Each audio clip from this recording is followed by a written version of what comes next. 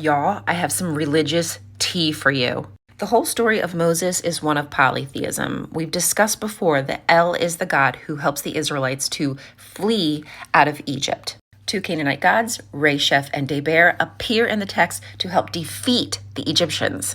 Anyway, I want to hone in on Miriam. So Miriam means bitter sea, and a lot of her imagery in the stories surrounds water. She has one of the oldest songs, in the Bible, the Song of the Sea.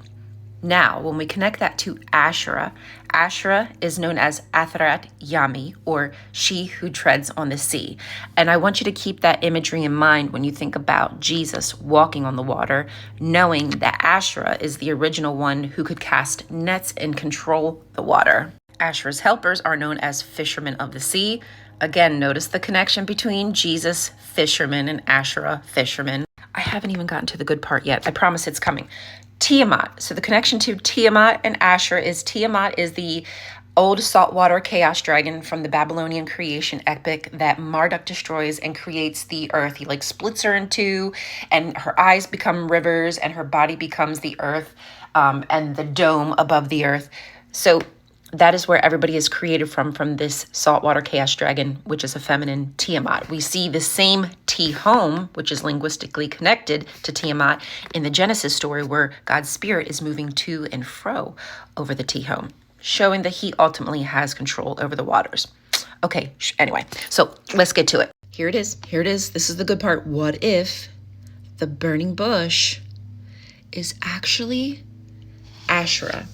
Okay, I had thought about it. I've looked through the Bible so many times, and I'm always looking for tree imagery and if there's some connection to Asherah, knowing that these people were polytheists. And I read a paper yesterday, and I'm just going to read to you what the smart people say, because I'm not going to pretend like I'm smart.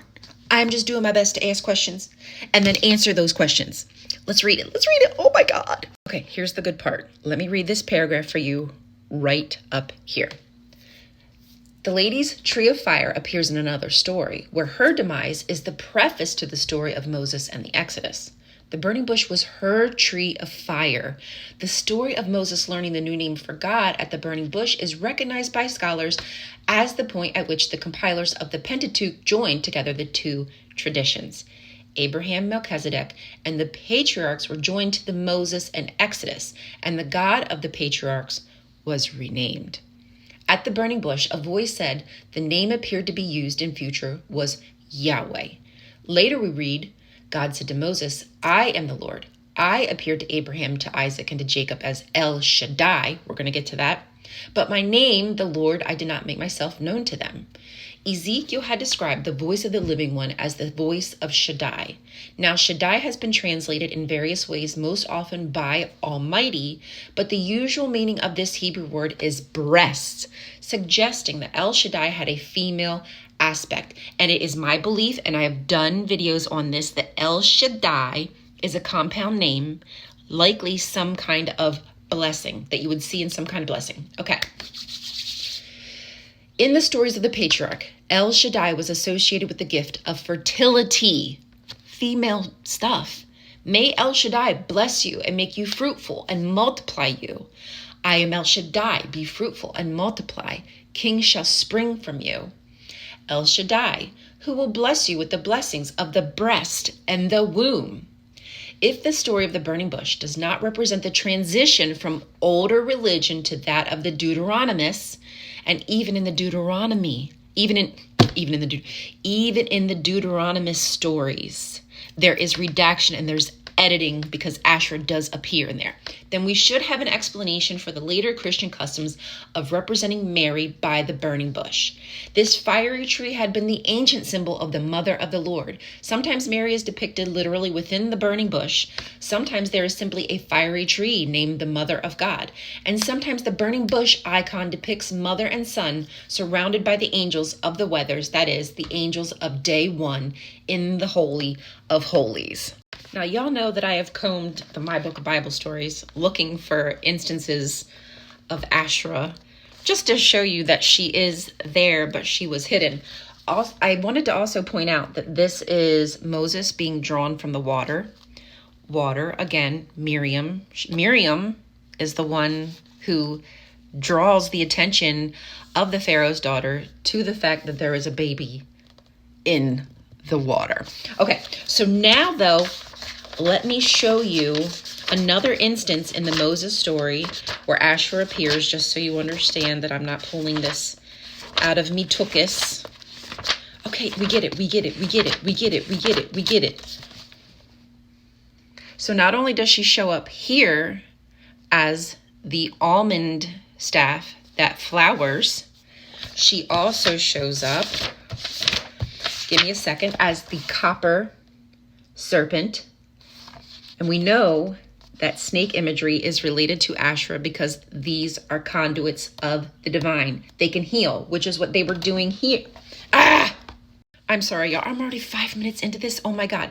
So you can see the snakes heal. They're meant to look upon this pole and they are healed. Snakes regenerate. Again, they're conduits of the divine. Asherah is considered a conduit of the divine and an intermediary. Mary is also seen as an intermediary between humans and the divine.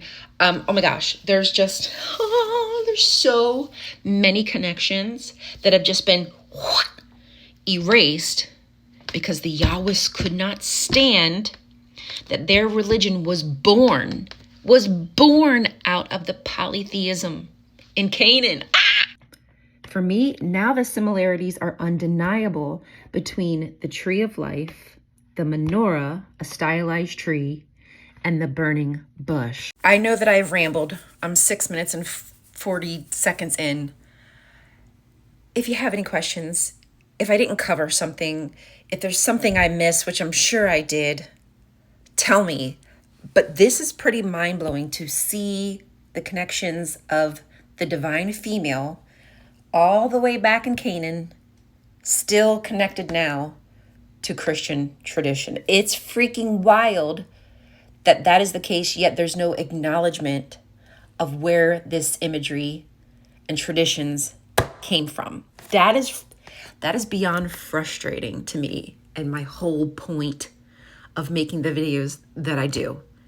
I can't stand the hypocrisy. I can't stand it. Dude! The burning bush, the burning bush. Oh my